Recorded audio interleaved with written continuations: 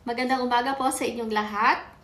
Happy Saturday morning po dito sa amin at happy Sunday morning po naman sa inyong lahat yan.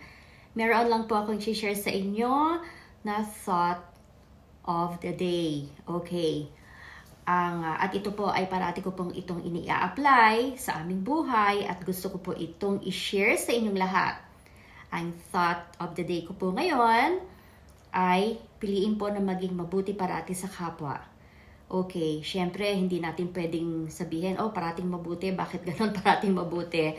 Well, ganito po kasi, kung ano man po ang ginawa sa inyo ng kapwa ninyo na hindi maganda, hayaan lang po ninyo sila. Hayaan na hindi ibig sabihin hayaan ninyong abusuhin kayo, hindi po.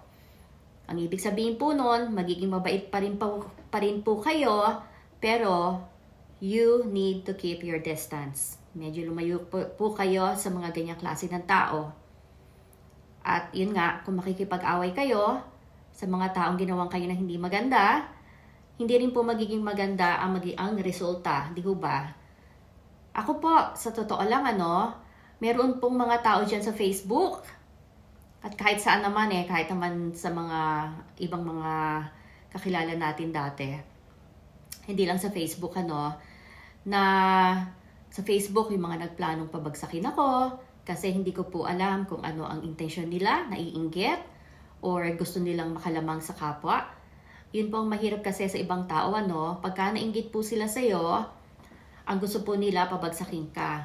Pero pag ang isang tao po ay talagang madasalin at naniniwala po sa Diyos, hindi po nila kayang pabagsakin ang isang tao. Sila po ang babagsak. Mababaliktad po. They will reap what they sow. Di po ba? Aanihin nila yung mga ginawa nilang masama sa kapwa nila. Kaya katulad nga po na parati ko sinasabi, at parati ko pong pagka nag-post po ako sa aking Facebook page or sa aking YouTube channel, ayoko pong marinig yung salitang hayaan na. Kasi yung pong hayaan na salita, ang nangyayari po nun, parang hinahayaan po ninyo na abusuhin kayo ng tao. Pwede po kayo na maging mabait sa kapwa ninyo nang hindi kayo naaabuso.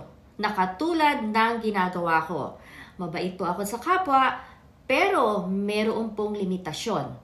At kapag nakita ko po na hindi na po maganda ang ginagawa, nagsasalita po ako. Dahil hindi po talaga makakalusot sa akin ang mga ganyang klaseng pag-uugali. Ngayon, hindi naman kailangan na makipag-away kayo. Daanin po ninyo sa magandang pananalita. Okay. At yung mga taong nakagawa nga sa inyo na hindi maganda, hayaan ninyo, ang Diyos ang bahala sa kanila. Pero kailangan makita pa rin nila na hindi po nila kayo kayang lokohin or kayang pabagsakin. Nakita ninyo yung pong mga taong ganyan, yung pong mga nag-iisip ng mga masasama sa kapwa, tingnan po ninyo ang kanilang mga kabuhayan. Hindi po sila umaasenso dahil masama po ang kanilang mga iniisip sa kanilang mga kapwa. Okay. Kaya, maging mabuti parati sa kapwa natin at huwag pong kalimutang magpasalamat at magdasal parate sa itaas. Yun lamang po at naibahagi ko lamang sa inyo. So don't forget to subscribe to my YouTube channel. At marami pong salamat parate sa inyong panonood. Thank you. Bye.